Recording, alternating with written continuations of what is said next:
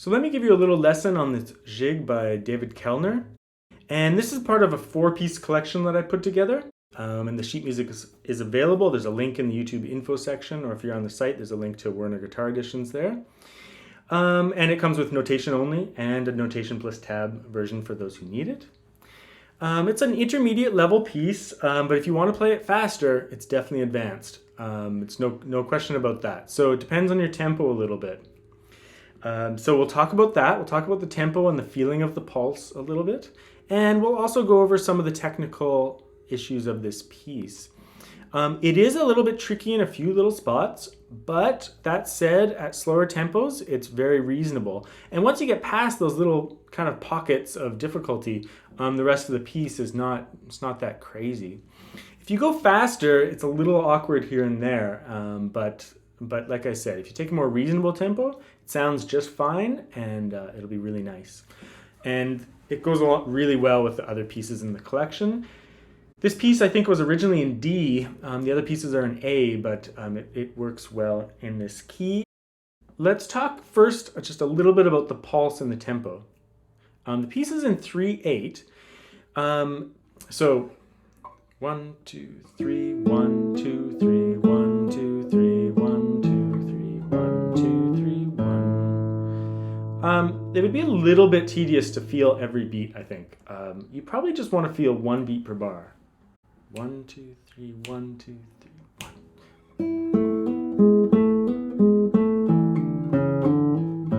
So 1, or 1, 1, 1. If you're thinking 1, 2, 3, 1, 2, 3, you're going to get tired pretty quick. So you want to think expansively. At faster tempos, I've even thought of thinking of it more in 6/8. 1, 2, 4. Or like 1, 3, 4. Here,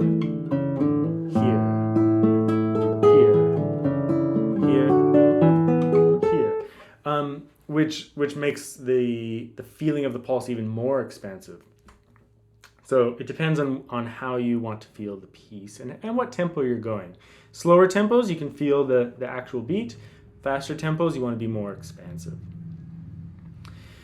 So that said, that's the challenge of the piece. If you can learn all the fingerings, and it's not crazy, there's nothing too crazy in this piece. If you can learn all the fingerings and put your fingers in the right place and close to the fret so it doesn't buzz and stuff, and you can keep the pulse going, this piece will sound pretty good. There's some counterpoint in this piece and harmony and everything like that, but it's mainly rhythmic, right? And the counterpoint comes through mostly through having like an independent bass voice that rings through sometimes. So like bass, bass.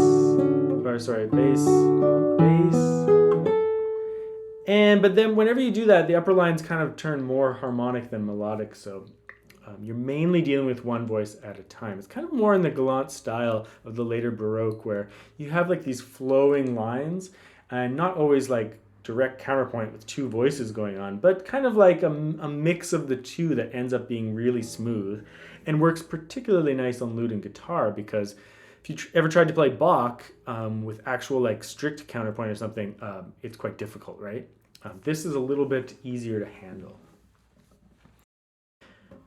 Okay, so I think I'll just walk through the piece and we'll just kind of talk about it as I go, because the pulse and the sustain of the notes and whatnot, that's the main thing. After that, it's just the feel of a jig. So, of a dance, right? This is a dance movement. So it should be very rhythmic and have a good sense of the pulse.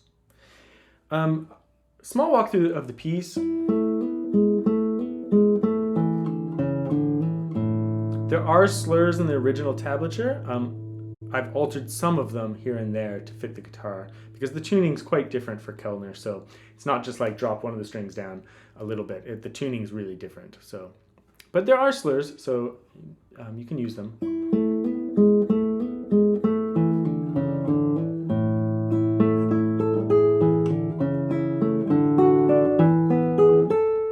Now in bar 9, the original and the other printed editions that I've seen out there have a C sharp in bar 9.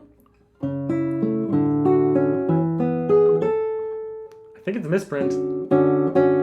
It's a pretty, it's like some kind of D major 7 chord. That's pretty funky for this time period. I think it's a D, so I've notated it as a D, and I put a note just mentioning that fact. So I play it as a D, not a C sharp, which makes sense harmonically. Here, just sustained voices.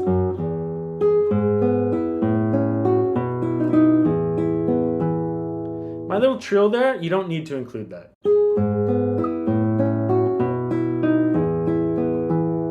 I didn't do any repeats on the recording the performance that I did there, so I didn't add any ornamentation except for these little trills at cadences. All I did there was I did a cross string trill on between E and D sharp. So it's E, D sharp, E, D sharp. If you're not comfortable with that, don't do it. There's other videos on the site. You can go to my lesson site, This is Classical Guitar, and check out cross-string trills and things like that. But if you're not familiar with them, maybe just leave them out for now. Get the music down the way it should sound. Add the ornaments down the road once you've learned the piece. Okay.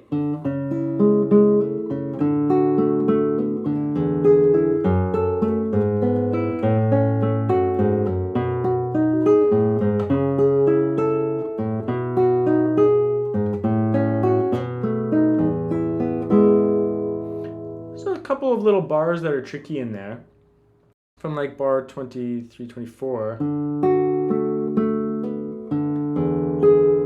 Full bar here. You got to play this A here so that you can just sustain everything really easily.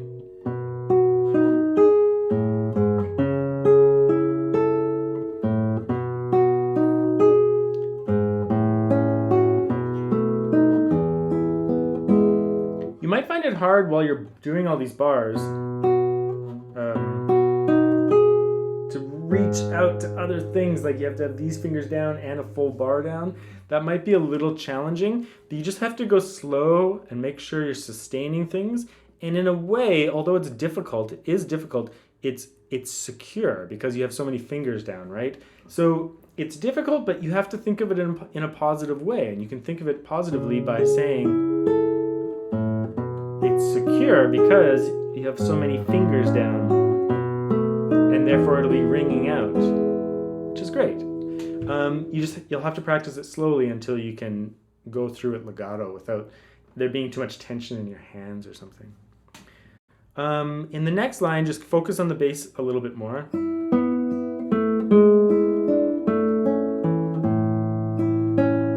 I play it all with my thumb.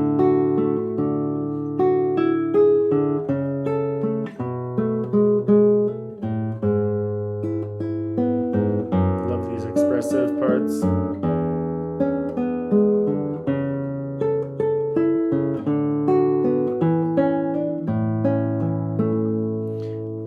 That part is not that tricky. You just have to learn the chord shapes, and trust the fingering that I've given because it works really well. But you just have to learn them because they're not intuitive completely, right? When you get to this section, the piece really changes to this call and response. So upper voice call, bass voice response, again. It's like a back and forth between the upper voice and the bass voice. So nice, and then they come together.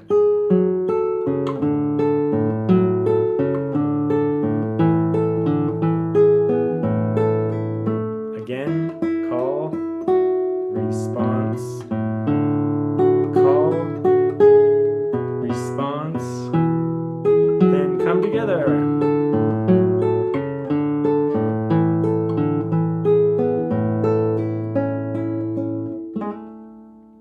That ornament is not in the original, that little mordant at the end, which is just A, G sharp, A. I just include it because it seems so plain at the end.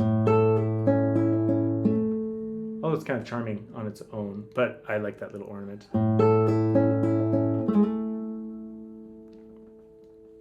That's pretty much it. The only thing I'll say is that there's just a couple of spots where you just really have to know the fingering and be secure in the way that you're playing it, and then just work it with a metronome maybe until it's very rhythmic and it's making sense.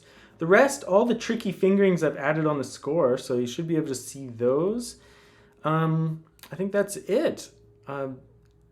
It's a lovely piece because, like I said, there's always a flowing musical line, and sometimes it's the lower voice, sometimes it's the upper voice, so you get a sense of counterpoint, but it's not strict counterpoint, and so it comes off very smooth and legato and just kind of lovely. So I really hope you enjoy it. It's one of my favorite pieces, and I'll be performing it and making other videos for it in the future in a concert hall and stuff like that, because I do love this piece quite a bit.